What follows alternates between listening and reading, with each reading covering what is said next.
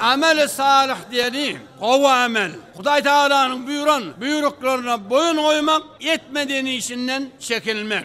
Hudayın buyrukları 4 cüre buyruğu var. Birine farz diyerler, birine vacip diyerler, birine sünnet diyerler, birine mustahap diyerler. Şu 4 buyruğa boyun koymalı. Hudayın etmediğini işi haram diyerler, mekruh diyerler. Bunlarla başkasılmalı, barmalı.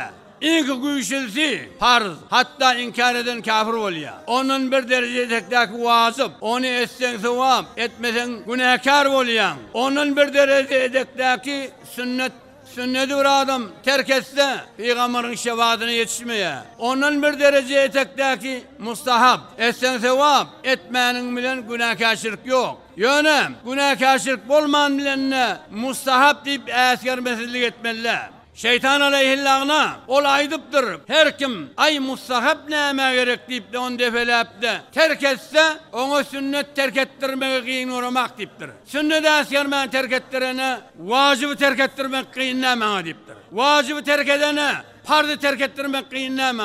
Farzı terk edene adamını dine çıkarmak kıyın neyme deyiptir. Biz şeriatın buyruklarının hemmesine ehemmiyet koymalı. Mutasibana bağlı bilimsekler ay mustahap da ne yapıyorsun değil ya. Şol mustahap da var iş. Hudayın etmediğin işi haram mekruh. Haydi burada haram değilse şondan çekilmeli. Haydi burada mekruh değilse şondan çekilmeli. Mekruh diyen etmek doğru değil de.